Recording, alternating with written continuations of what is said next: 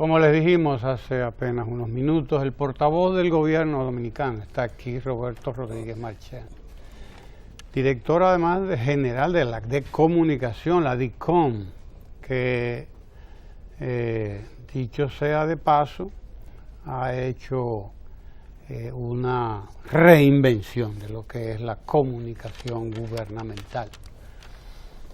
Y dentro de esa reinvención de la comunicación, que dicho sea de paso, ha sido reconocida incluso en espacios internacionales que se dedican a darle seguimiento a estos temas. Dentro de esa reinvención hay una reinvención de conceptos, de términos, de ideas, de acciones. Uno de ellos es el concepto de democracia, que se maneja mucho en la comunicación del gobierno. Por ejemplo, República Dominicana crece y se democratiza, dice el lema más reciente. Antes el lema era con la gente y para la gente, y siempre todo alrededor, alrededor de la gente, desde luego. ¿Qué concepto de la democracia es que maneja la Dirección de Comunicación al momento de proponernos a nosotros y proponerles a todos los dominicanos? República Dominicana crece y se democratiza, porque hemos hecho un uso muy socorrido del concepto de democracia. A nosotros nos gustaría empezar por ahí, sí, Roberto Rodríguez. Muy bienvenido, ojalá. Muchas gracias. Hace mucho que usted no venía, ojalá. Y más que ojalá, que es un hombre precioso. Es un programa entre amigos. Así mismo. Y entre compañeros. Expresa su maternidad. Sí mismo. Pues usted es uno de los fundadores de Ojalá, la gente debe saberlo. Así, pero ahora está en su mejor momento. Bueno. Cosa que me alegra mucho. Bueno, el planteamiento de que la gente está en el centro de las políticas públicas de nuestro gobierno tiene también mucho que ver con un gobierno que trabaja por y para la gente, y con la gente además, ¿no? De manera que resulta fácil entender cuando decimos que la República Dominicana crece y se democratiza. Ustedes, al igual que yo y muchas de las personas que nos están viendo, recuerdan esos debates de los años 90, cuando el pensamiento único neoliberal nos enseñaba de que teníamos que apostar al crecimiento de la economía y que solamente teníamos que interesarnos en el bienestar de las empresas. Porque éstas se iban a encargar, decía la fórmula neoliberal, del bienestar de toda la ciudadanía. Que eso era una tarea de los y las empresarias. Naturalmente, eso también se extendió en las academias y se conformó esa creencia y se llevó a la práctica con resultados desastrosos. Desastrosos para la población y para los y las empresarias. Porque, naturalmente, si usted no tiene personas que compren, personas que tengan poder adquisitivo, pues las empresas sufren. Entonces, al privilegiar solo el crecimiento de la economía y procurar, según ellos, el bienestar de las empresas, el Estado asumió un papel irresponsable. No responsable, no, irresponsable. Desertó de las funciones que le atribuye la Constitución y la sociedad espera del Estado. Entonces tuvimos estados irresponsables. ¿Cuál es el significado y el valor histórico de Danilo Medina? Que apuesta al crecimiento democratizando la sociedad. Cuando decimos democratizar no estamos hablando de un principio moral, sino fundamentalmente económico, de ofrecer oportunidades a todos y todas para que de acuerdo a su talento y su capacidad pues puedan prosperar. Entonces, la democratización no es el resultado del crecimiento, sino que la democratización es la vía para crecer mejor, más y mejor. Y Danilo instaló ese paradigma, que ya lo consignaba en su plan de gobierno en el año 2012, que fue revalidado en el 2016. Danilo rompe con ese paradigma y, como ustedes bien recuerdan, aquella expresión de Don Juan, no basta con tener buenas ideas, sino que usted también la ejecute correctamente o exitosamente. Y entonces Danilo además le agrega el éxito en su implementación. Si ustedes se ponen a ver, cuando decíamos que la gente estaba en el centro de nuestras políticas públicas, estamos señalando una dirección de las políticas públicas, un propósito. Entonces, si usted se pone a ver las visitas sorpresas, ¿qué son las visitas sorpresas? Es una parte de un gran esfuerzo por democratizar el crédito. ¿Qué queremos decir? De que muchos sectores puedan acceder al crédito, entendiendo el crédito como un derecho. Eso a nivel rural, ¿no? La política para democratizar el crédito a nivel rural, que se acompaña con esfuerzos del FEDA y del Banco Agrícola. Pero a nivel urbano, la democratización del crédito se expresa con la creación del programa Banca Solidaria, que fue aquel banco de los pobres que prometió Danilo Medina en la campaña del 2000, ¿verdad? Cuando decía hace que 17 años que los pobres eran buena paga.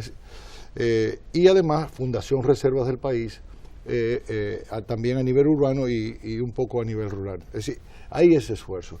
Pero cuando el presidente suscribe en la campaña electoral el compromiso de aplicar el 4% del PIB en la educación preuniversitaria, está asumiendo también una política de democratización de la educación. ¿Por qué? Porque está extendiendo la posibilidad real, no formal, de la educación a amplísimos sectores de la población que no tienen todas consigo para garantizar su permanencia en las aulas. Por razones de pobreza. Sociales. Fundamentos sociales. Exactamente. Pero a esto se agrega un nuevo ingrediente: atención a la primera infancia. O sea, es un proyecto muy bien diseñado, y una de las grandes virtudes de nuestro gobierno, y lo digo con la humildad de vida, es que sabe para dónde va. Primero, que sabe lo que quiere, que sabe para dónde va.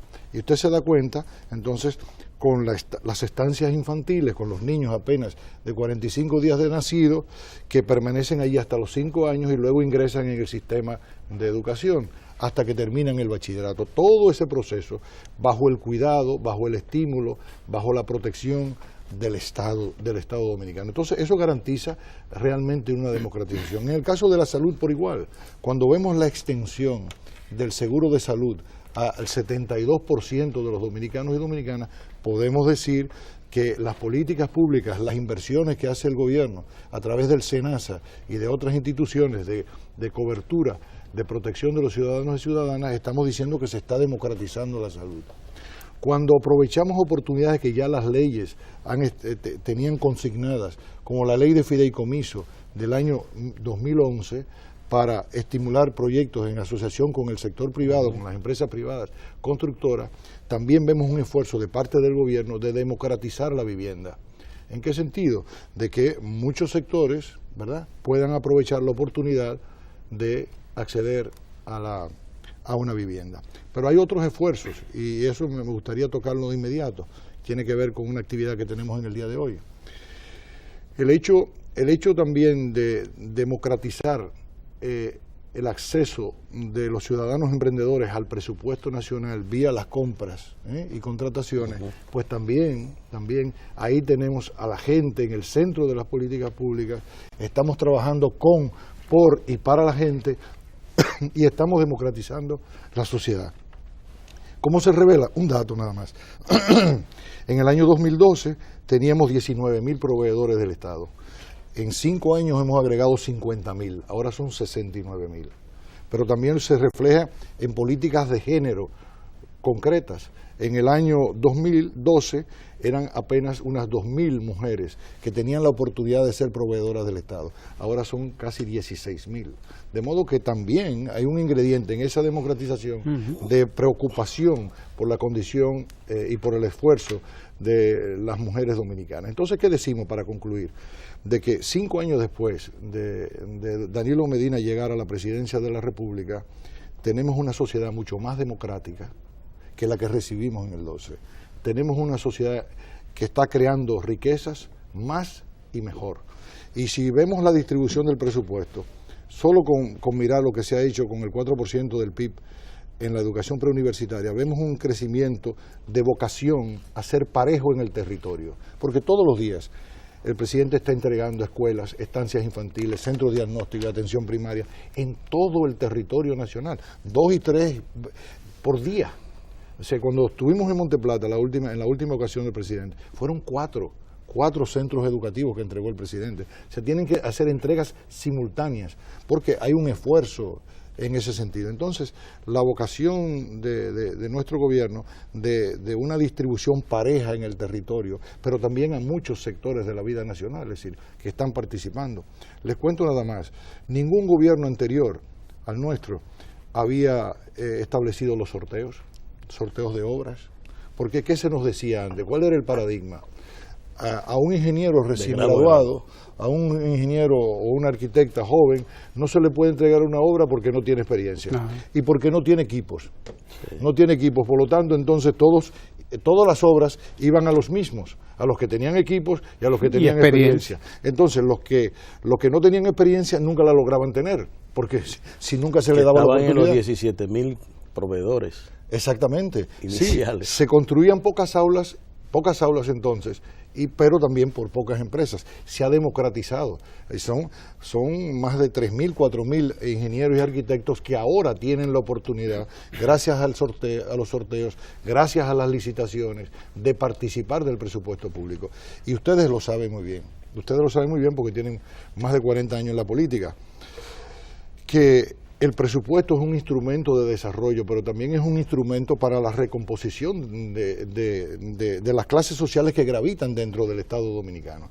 ¿Cuál ha sido la gran diferencia de Danilo Medina? Que ha sabido congeniar el desarrollo poderoso de las empresas privadas que han ganado más dinero que nunca en toda su historia. En estos 5 años las empresas privadas han ganado más que nunca y nosotros lo celebramos, estamos felices. Ha sabido congeniar la prosperidad, el bienestar, el crecimiento de las empresas grandes, medianas y pequeñas con el bienestar de la ciudadanía. Entonces, eso para nosotros es una enorme satisfacción, porque además ha ensanchado los niveles de satisfacción de la población. Roberto, una de las cosas, tú mencionabas la visita sorpresa, que llega en un momento en el que había una exclusión en el campo financiero de la agropecuaria, en un momento donde el estímulo al campo prácticamente estaba ausente, incluso con un abandono generalizado del campo que iba creciendo. Por los riesgos que tenía.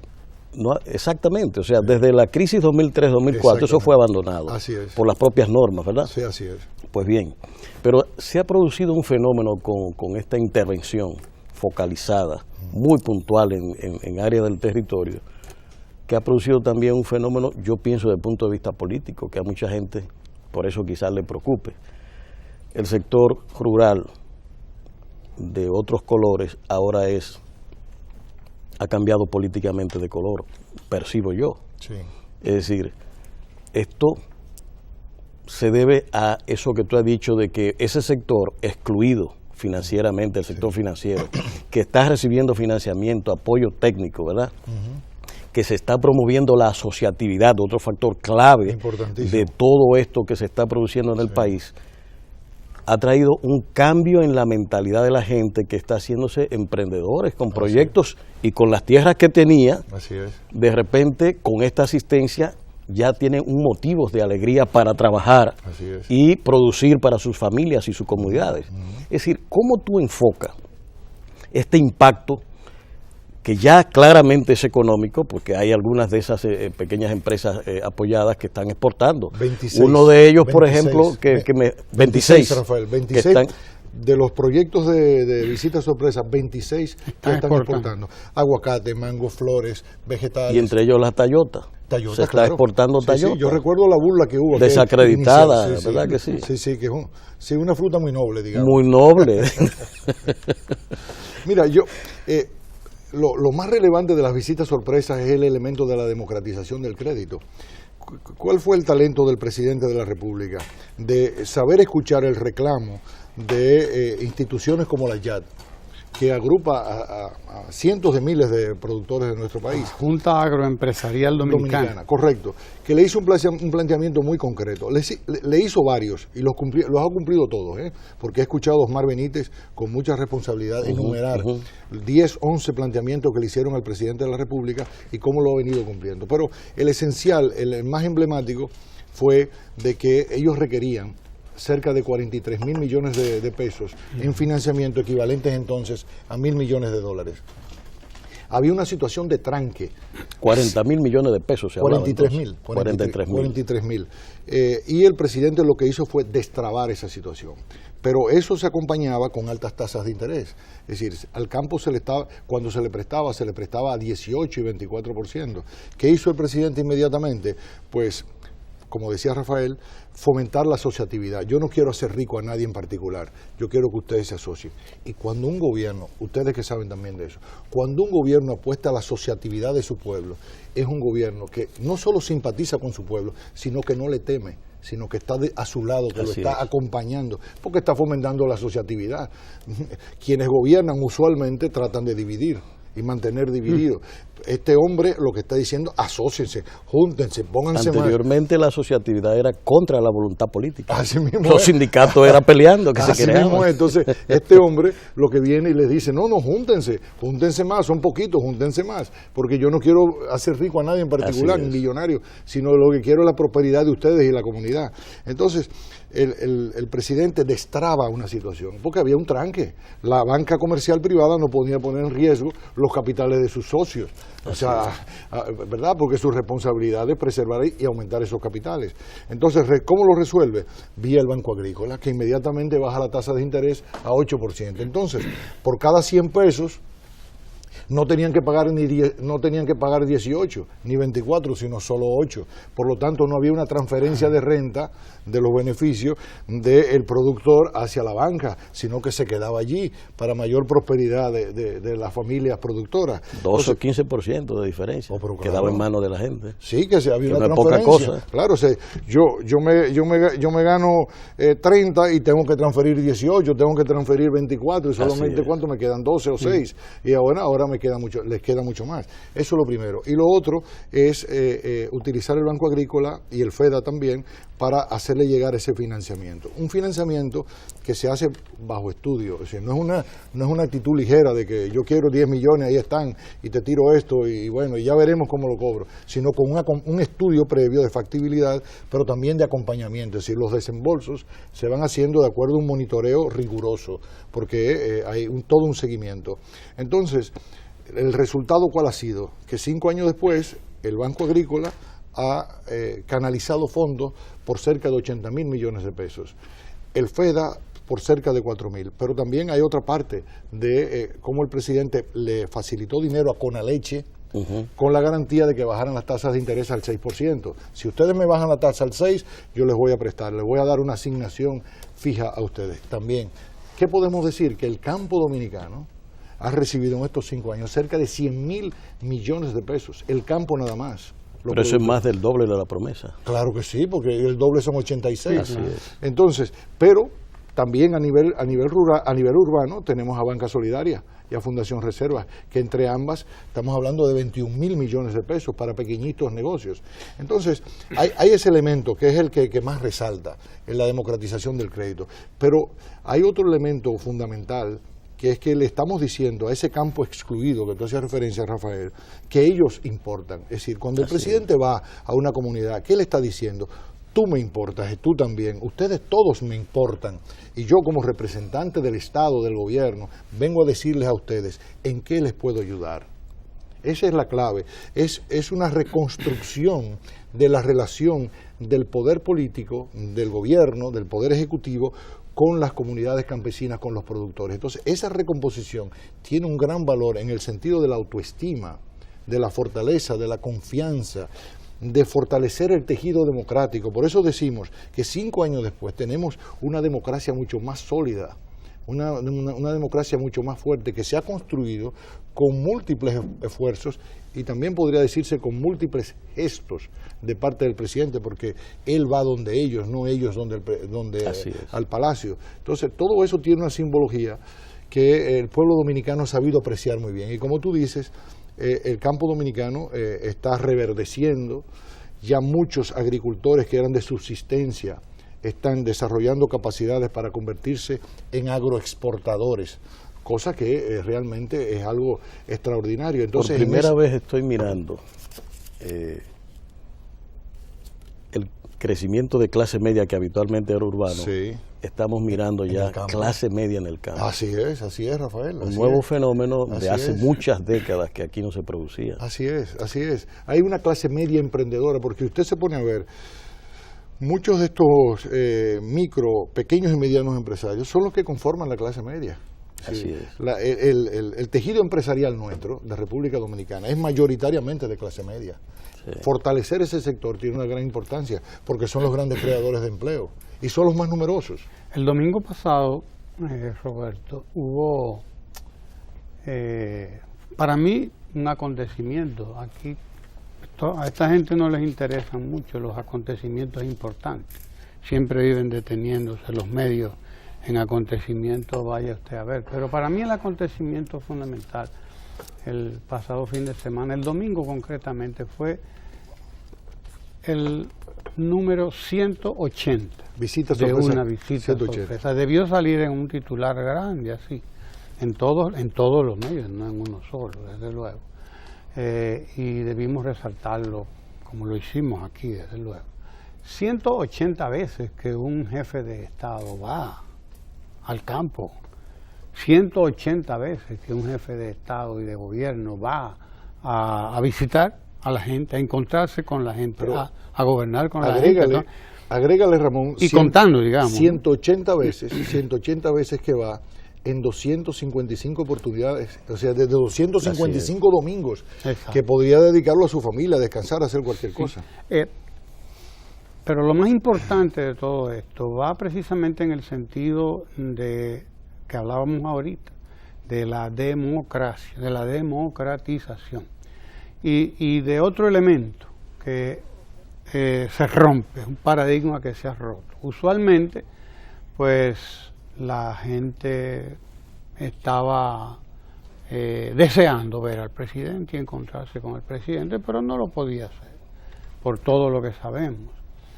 Pero además los presidentes tenían miedo de encontrarse con la gente. Claro, Entonces eran las dos cosas, ¿no? La gente detrás de los gobiernos, detrás del mandatario, detrás del gobernante, no lo encuentra, pero el gobernante tampoco quiere encontrarse. Y si se encuentra o se encontraba, era para hacer discursos. Sí. Para hacer discursos y para integrar comisiones y encargar cosas, y bueno, todo se va a hacer. Danilo va al encuentro porque cumple. Bien, entonces... No tiene que salir huyendo, sí, él puede mirar a los ojos, como decía él, te puedo mirar a los ojos, porque ni te he hablado mentira y te he cumplido.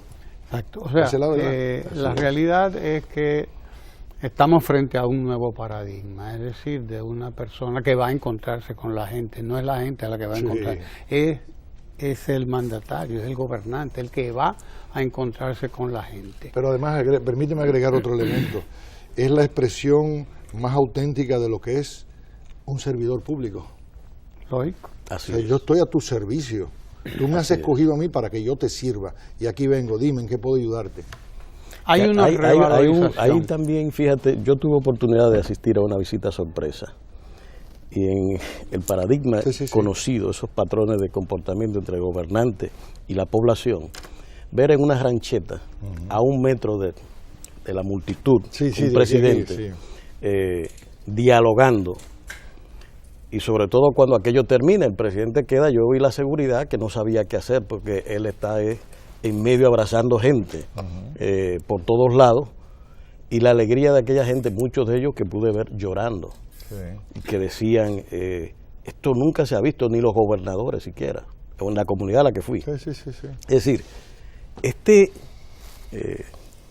embrujado con la gente, como se suele decir en el pueblo, es una ruptura del paradigma del gobernante allá arriba, vamos a decir el rey por allá, y el gobernado, los siervos, ¿verdad? Sí. Por otro lado. Porque es un liderazgo aquí democrático. Se ha roto precisamente todo ese esquema de relación entre gobernados y gobernantes. Hay un acoplamiento múltiple en objetivos, en intereses, que se está viendo aquí. Eso es lo que yo pude ver en esa visita. A partir de esas visitas hay un nuevo enfoque también de la comunicación de la presidencia. Y vuelvo al tema inicial. Ustedes hablan de democratizar la comunicación. ¿Qué pasa? Que la comunicación no estaba democratizada. Mire lo que pasa. Mire lo que pasa. Hubo un proceso, y está en pie todavía, de democratización de la sociedad dominicana. O sea, la propia sociedad dominicana se está ella misma democratizando. Lo que hemos hecho desde el gobierno en diferentes instancias es desarrollar la capacidad de lectura de lo que está ocurriendo en la sociedad y ponernos a tono. El desarrollo de las tecnologías, pues permite a los ciudadanos y ciudadanas convertirse con el celular en un reportero, en comunicarse mejor con sus seres queridos, con las personas que se relacionan laboralmente. Por ejemplo, las personas antes de cepillarse los dientes ya consumen información vía WhatsApp de los grupos que está y distribuye información antes de cepillarse los dientes. Usted se levanta y chequea y dice, me han enviado esto, mira caramba, y si le parece muy bien, usted los reenvía a otros grupos que le son propios, son suyos. Entonces, hay todo eso. Las oportunidades que ofrece la tecnología permiten una mejor relación del gobierno con los ciudadanos y ciudadanas. Entonces, lo que hemos hecho es aprovechar este desarrollo de las comunicaciones, esta democratización también de las comunicaciones, porque antes usted tenía que tener un teléfono fijo en su casa, regresar en la noche para preguntar, alguien me llamó, y entonces usted intentara comunicarse, ¿no? O enviar una carta, aquello, ¿no? Toda una relación epistolar. Sí, todo. Ahora no, todo es instantáneo. Entonces, nosotros lo que hemos aprovechado eso para podernos comunicar directamente, así como hace el presidente, de comunicarnos directamente con la gente.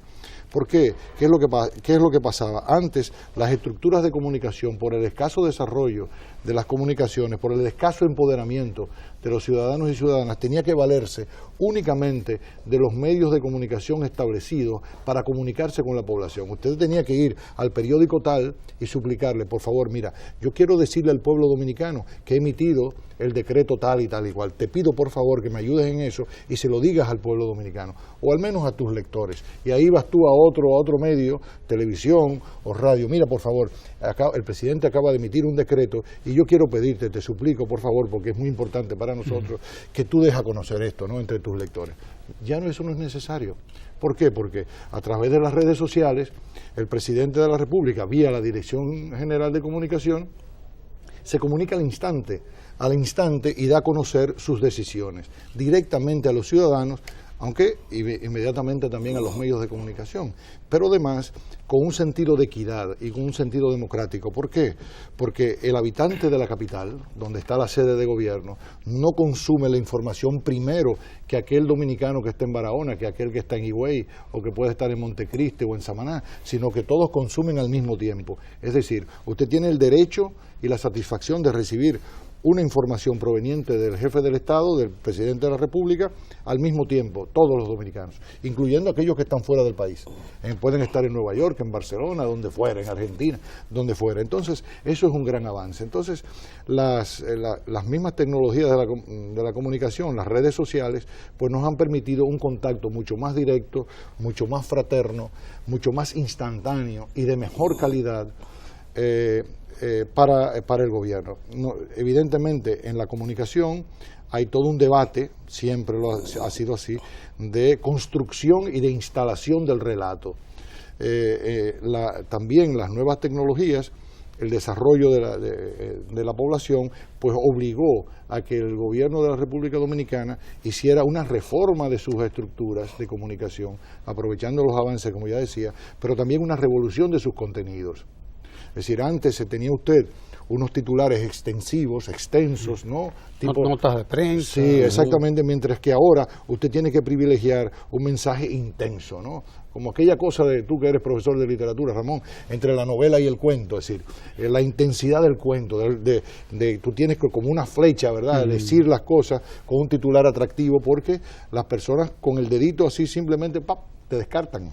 te descartan. Sí, sí. Mientras tú tienes que llamar la atención con el contenido de tu tweet, pero tú tienes que tener un tweet que sea atractivo, o sea con un video, sea con una fotografía. Si publicas un tweet con solo texto, es probable que pierdas la competencia frente a otro que esté debajo, que pueda estar tratando el mismo tema, que lo acompañe con un video. Entonces, todas esas modificaciones nosotros lo hemos hecho por una vocación de servir al pueblo dominicano. Es decir, es la misma política de democratización que tiene el presidente con el resto de la sociedad en el crédito, en la salud, en la educación, pues también la hemos hecho a nivel de la comunicación. Y lo mismo hemos hecho con la colocación publicitaria. Porque, ¿qué descubrimos nosotros? De que los comunicadores, los llamados periodistas y comunicadores dominicanos, son esencialmente microempresarios de la comunicación, y que es esa condición de microempresario, no la de periodista, no la de comunicador, sino la condición de microempresario de la comunicación, la que determina su accionar en la sociedad, la que pauta su comportamiento y su manera de mirar. Entonces, aunque se llama comunicador, aunque se llama periodista, usted tiene que relacionarse con él en su condición de microempresario. Por lo tanto, si nosotros tenemos una política de democratización del crédito, si tenemos la preocupación genuina y sincera de no ver cerrar un taller de mecánica, un salón de belleza, una pequeñita empresa de fabricante de dulces o de pan o lo que fuere, pues también tenemos que tener el programa. Tampoco el programita. El programa que ha abierto un dominicano. O el blog, o el blog digital. O el blog, el periódico digital. Sí, sí. De un ciudadano dominicano que no quiere hacerlo mal hecho, vamos a decirlo así, que sabe que ¿Una MIPYME? Exactamente, es una microempresa, es una microempresa, porque es él solo. Solamente él, ¿entiendes? Que está haciendo un esfuerzo por salir adelante y ayudar a su familia. Él dice, bueno, yo he tirado página para la izquierda, me gusta leer, leo todo aquello. Fui a la universidad. Sí, fui a la universidad, soy abogado, soy ingeniero, soy biólogo, lo que fuere. Me considero más o menos telegénico y me compro mi saquito y mi corbata y me parqueo ahí frente a la cámara de televisión y digo lo que creo. Tengo la valentía, además, de decir lo que creo, lo que pienso, con responsabilidad. Entonces, ese individuo merece el apoyo, el respeto del gobierno. Por lo tanto, a ellos le colocamos sin distingos, sin procurar adhesión al gobierno, sino sencillamente por su condición de microempresario de la comunicación. Ellos mismos nos han dicho en varias ocasiones, mire, si usted me garantiza que si mi programa se mantenga abierto, yo pago aquí 8,000, yo pago 10,000, 12,000, 20,000 pesos, yo eso es lo que pago. Si usted me garantiza la estabilidad durante el año entero de esos 10,000, 8,000, 12,000, 15,000, 20,000 pesos, y yo mantengo abierto mi programa, yo puedo facturarle al amigo mío que crecimos juntos, aquí en mi pueblo, que es dueño de ferretería, que es dueño de un comercio, y que por ser amigos y conocernos, me va a ayudar y me va a colocar 1,500 pesos, 2,000 pesos en un anuncito para ayudarme. Sí. Entonces, pues las cosas funcionan así. Otra mirada no es la correcta. Esa es la mirada que hay que tener y que permanentemente hay que estar actualizando. Roberto, en la comunicación del gobierno hay un factor clave, porque la imagen, que no era lo normal en la comunicación anterior de los gobiernos, aquí aparece ya hecha casi cine. Sí. Y además de viva voz de los actores del proceso. Sí. Es decir, un campesino de una asociación que está expresando el apoyo que ha recibido en una visita sorpresa, un ganadero, como he visto algunos, expresando de manera increíble su experiencia, cuenta su historia. Sí. Y ustedes han hecho de esto, pues, han empacado la historia, ¿verdad?, el relato, y lo han llevado mediante videos que están profusamente distribuidos en toda la comunicación nacional y disponible incluso en YouTube. ¿Verdad? Es decir, eso es una novedad totalmente. Es una época donde la imagen prima tanto, como tú sabes, a la letra. Sí, y sobre todo porque el gobierno abandonó la mala práctica, que también no era del gusto de la ciudadanía, de convertirse en el protagonista, en el centro de la noticia. De todo. El megaministro, el superministro, el superpresidente que lo sabe todo. Sí. Y tenemos un presidente que, con toda la humildad, fue capaz desde el inicio mismo del gobierno, cuando se estaba construyendo la fisonomía de ese relato, de decirme a mí de manera enérgica, sácame de ahí, Roberto, sácame de ese video. Sí. Porque uno llegó también con las prácticas del pasado, sácame de ahí porque los protagonistas son los ciudadanos y ciudadanas. Entonces, cambiamos el paradigma de que son los ciudadanos y ciudadanas los protagonistas. Si decimos que la gente está en el centro de las políticas públicas, si los ciudadanos son los que están siendo impactados. En la comunicación del gobierno también tiene que aparecer. Por supuesto, tenemos que ser coherentes, que sean ellos los que hablen y cuenten el impacto. ¿Qué importancia tiene decir que una obra costó 275 millones? Nadie tiene nada más mínima idea. Incluyendo centavos. 275 millones. La gente no sabe ni lo que son 100.000 pesos. Porque nunca lo ha visto junto, ni 50.000. Y algunos han visto hasta ni menos. Entonces, ¿cómo usted le habla de esta cifra? Y que la compañía tal fue que lo construyó. ¿Y qué me importa a mí? Lo que usted lo que tiene que comunicar es que el gobierno está entregando, porque incluso nos cuidamos de eso, el presidente no inaugura, el presidente entrega, porque es con los fondos públicos que el presidente una obra y le entrega a la comunidad para que haya un sentido de corresponsabilidad. Yo se la entrego a ustedes, es de ustedes, cuídenla. Porque es con el dinero de todos, los dominicanos y dominicanas. Entonces, es ese el sentido. ¿Cuál es el impacto? ¿Cuál es el impacto de un puente? El impacto de un puente en una comunidad aislada. ¿Cuál es la noticia que tenemos que dar? Que la empresa tal que la construyó, de que costó tantos millones, no, de que la abuelita, la señora que enferme, pues va a tener la garantía de que como hay un puente, la ambulancia podrá cruzar y ella podrá ser rescatada en ese momento de dificultad de salud y llevada a un centro de salud. Eso es lo que importa, de que ya esa señora que está en malas condiciones, gracias al puente, entonces esa es la noticia. Ya tú te puedes enfermar tranquilamente, no te preocupes, tú vas a poder llegar a tiempo. Entonces hay un nuevo enfoque porque también hay una nueva sociedad. No olvidemos de que nuestro país ha cambiado y sigue cambiando todos los días, está cambiando. Si usted cree que la República Dominicana sigue siendo la misma del año 2012, está equivocado. Ha venido cambiando porque también por el influjo de la obra de gobierno, pues la gente también se va empoderando. Por eso decimos de que ha habido también un aprendizaje. Nuestra población hoy no solamente vive en una sociedad más democrática, sino también es ella misma más consciente de sus derechos. Así es. Hay un fenómeno interesantísimo en la sociedad dominicana. A mí me parece muy, muy interesante. Porque por primera vez yo estoy mirando problemas muy graves de comunicación a nivel de lo que sería la oposición, porque ¿cómo me opongo? Sí. ¿De qué manera me opongo a la tanda extendida, a la democratización del crédito? Porque ha habido un ejercicio de oposicionismo en la República Dominicana, más que de colaboración, más que de integración. A mí a veces hasta me parece absurdo que las sociedades tengan que estar en estos tejes-manejes, dimes y diretes, oposición, gobierno, porque la idea debía ser que si un gobierno lo está haciendo bien, todos estemos con él.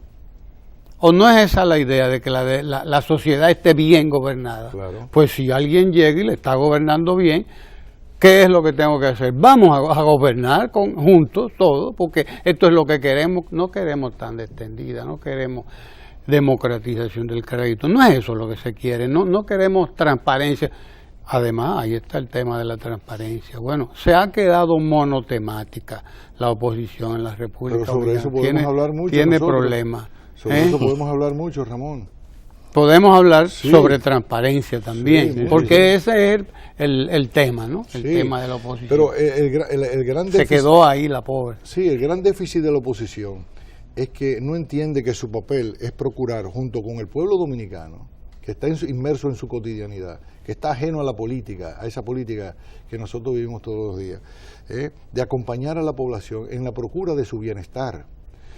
Realmente la oposición lo que nos revela con sus planteamientos, que lo que procura es un quítate tú para ponerme yo, o sea, no de aportar para mejorar la sociedad, porque bien pudiera, como tú señalas, Ramón, si tú estás planteando la jornada escolar extendida, pues tú hacer sugerencias de cómo mejorar y ganarte el atractivo de la población que está feliz con la jornada escolar extendida, porque significa una transferencia de 80.000 pesos al año por cada hijo, o de 8.500 pesos mensuales en la estancia infantil, tú buscar mejores fórmulas que beneficien dentro de esa tendencia, porque ¿a quién se le ocurre en esta cabeza de que algún presidente pueda eliminar la jornada escolar extendida ahora?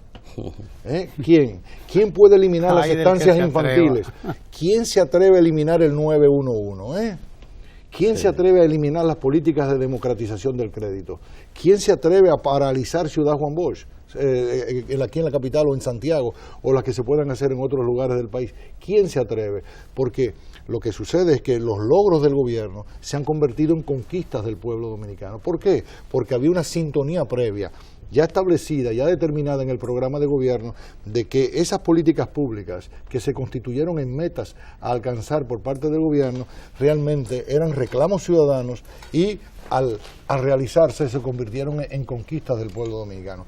Mira, tú hablabas de la transparencia y permítanme ustedes dos decir que hoy tenemos un acto de un gran valor simbólico para la República Dominicana. Hoy en el pabellón, a las 11 de la mañana, en el pabellón de voleibol, se va a celebrar una juramentación masiva de las comisiones de ética pública en las instituciones del Estado. Que fueron electas. Que ese es un rasgo distintivo de cualquier otras comisiones que se pudieran haber creado dentro de las instituciones públicas, que no fue designada. Ven tú y tú, que me acomodan muy bien, y ustedes van a hacer lo que van a vigilar la ética, que son mis canchanchanes. Nada de eso. No, se estableció rigurosamente un procedimiento en el que el director general o el ministro no había manera que pudiese imponer a los suyos, a sus cercanos, a sus compinches, por decirlo de algún modo, en esa comisión de ética pública, sino que se garantizaba de que los propios empleados y empleadas pudieran elegir. Y ese proceso se desarrolló bellísimo en más de 206 instituciones del Estado. Esas instituciones hoy se van a juramentar. Es un punto dentro de una trayectoria, y aquí lo quiero destacar, es un punto luminoso, por supuesto, dentro de una trayectoria que se inició cuando se comenzó a construir el programa de gobierno y cuando Danilo Medina se juramentó.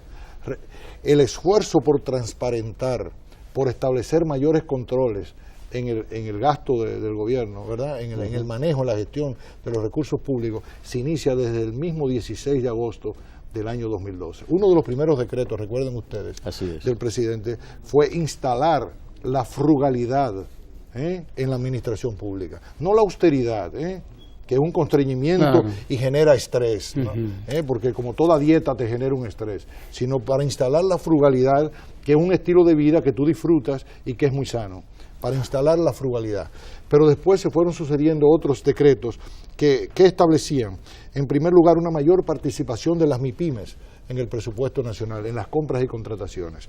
La creación de la cuenta única del Tesoro, que ya van más de 260.000 millones de pesos, que no se están manejando discrecionalmente, sino con un rigor presupuestario, que se sabe que están ahí y que su destino será el que se determine, no el que usted antojadizamente como director o ministro disponga, sino que hay un rigor detrás.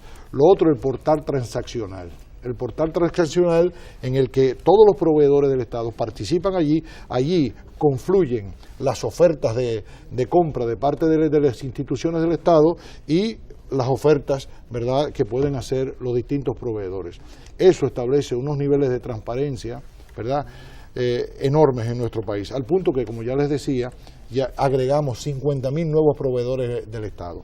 Pero también a esto se agrega que recientemente, con el decreto 1517, el presidente de la República estableció mayores controles para el gasto de sus funcionarios. Usted no puede gastar si no está presupuestado. Usted tampoco puede gastar si no tiene la apropiación debida, de manera tal que usted no pueda poner en peligro la salud financiera de ese pequeñito negocio, de esa MIPYME que está vendiendo al Estado, sino que usted tiene que tener los recursos ahí disponibles. ¿Qué es lo que hay en todo esto? Muchas veces se cree que la transparencia, la lucha contra la corrupción es sola y únicamente una lucha de tipo moral. Algunas personas de clase media, que son empleados, que son profesionales, viven la lucha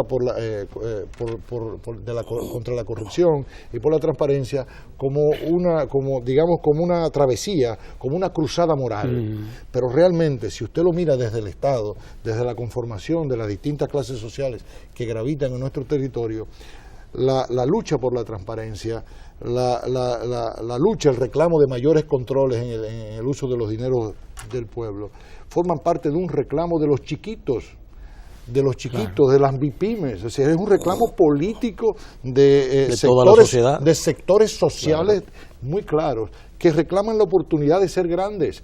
Entonces, si el dinero lo hemos repartido en la opacidad de la oscuridad, con las luces apagadas, ¿qué está pidiendo las MIPYMES? Yo lo único que te pido es que tú me enciendas la luz. Y yo creo que tú no te... Yo ve cómo es que estamos repartiendo la cosa. Y yo supongo que ustedes no se van a oponer porque ustedes son gente seria. Exacto, entonces vamos a encender la luz y vamos a contarte dinero en público.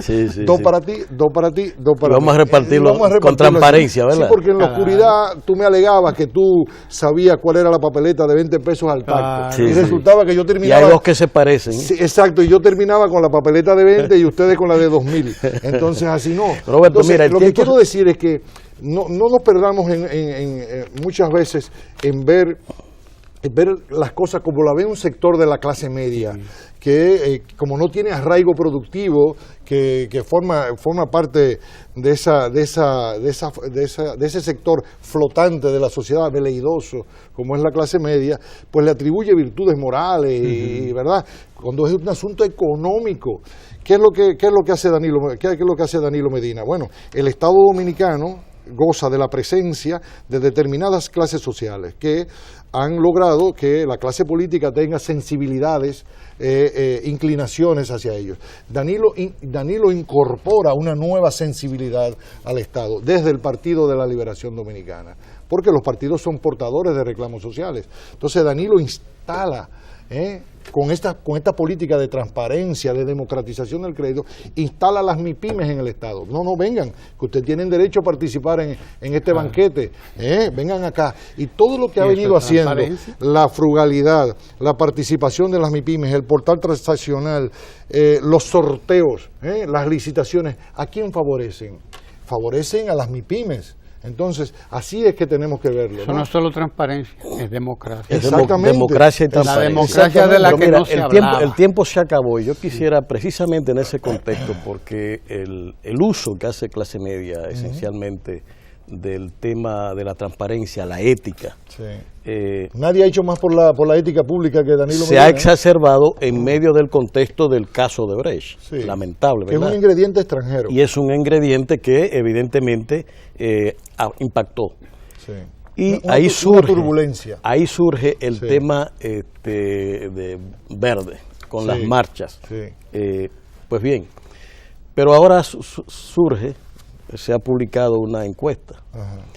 Y lo que estoy mirando es que, contrario a lo que pasaba antes de este fenómeno, que el presidente andaba por lo mismo que acaba de salir prácticamente, un 64% en el aprecio público, según el estudio de opinión. Por ahí es que anda. De manera que todo este esfuerzo de los gestores del Movimiento Verde no han impactado negativamente al presidente, lo que está diciendo la encuesta. Ya lo confesó el miembro del comité político virtual de ese grupo, que es Juan Bolívar Díaz, así es. en su artículo, miembro del comité político virtual, cuando confesó su desencanto, así es. Diciendo que el PRM no pudo capitalizar la Marcha Verde. Ahí entendimos que uno de los propósitos de la Marcha Verde era la capitalización política. Que el PRM pudiera capitalizar un cierto descontento.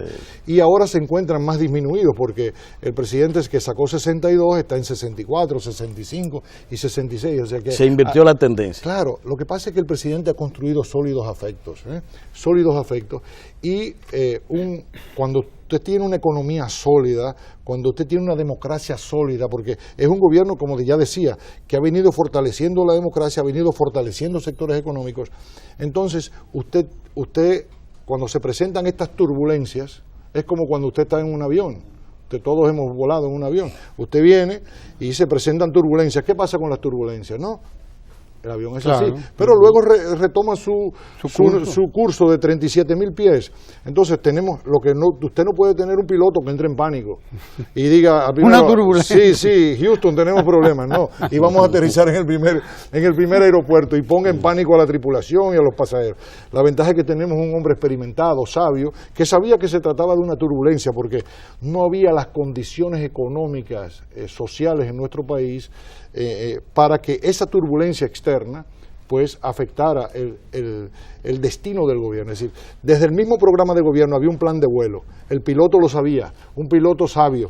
Vino la turbulencia, pasamos la turbulencia y ya seguimos. Por eso Por eso algunos no explican, dicen, pero ¿cómo es posible que tenga 64? Es que ya volvió a su velocidad, claro, a su altura de crucero, a sus 37.000 pies. Ahí está Danilo de nuevo. Entonces, entender eso, lo que pasa es que en el gobierno hicimos un diagnóstico temprano sobre lo que está ocurriendo. Es decir, porque no es lo mismo cuando se presenta una turbulencia en un avión que tiene un motor menos, que ya está dañado, o en un avión que no tiene combustible. Entonces, que son economías que son frágiles, pero una economía sólida como nosotras, con un presidente con sólidos vínculos, con sólidos mecanismos de vincularse a la población, todo esto no dejó de ser una turbulencia. Pero además debo decirle da la algo. impresión de que la gente estaba sentada en la mecedora mirando a los verdes pasar. Y entonces al final es así. Claro, aquí está porque son resultados concretos. Y bueno, aquello del manifiesto último fueron 17 personas, ¿no? Pero eso es una demostración para escuelas de ciencias políticas. Sí. Es mucho lo que habría que hablar con Roberto Rodríguez Marchena, bueno, ya usted conoce, ¿no? Pero también quedan más días que longaniza, dicen, o sea que tendremos más tiempo de juntarnos con el portavoz del gobierno de aquí para allá. Un gobierno inclusivo, un gobierno incluyente, un gobierno democrático, y nosotros aquí somos tan incluyentes y democráticos como el presidente. Así que traemos a los síndicos hasta de Nagua. El de Nagua está aquí hoy, por ejemplo. No, el de Pedernal. Y traen a los productores de la visita sorpresa. Y traemos a los productores eso aquí, sí, porque antes nadie los entrevistaba. No, eso no estaba en la agenda de comunicación. Nosotros tenemos aquí al síndico de Nagua hoy, a Junior Peralta. Qué bien. Que viene a completar la agenda de Ojalá de este día con Francis Jorge en la agenda municipal. Así que gracias a Roberto Rodríguez Marchena por estar aquí con nosotros. Gracias a ustedes. Y gracias a ustedes que siguen ahí y ahora van a conversar desde luego con Francis Jorge y con Junior Peralta, alcalde de Nagua. Vamos a contar cómo está Nagua, vamos a darnos cuenta de qué hay en Nagua, qué está pasando allí. Así que no se mueva de ahí.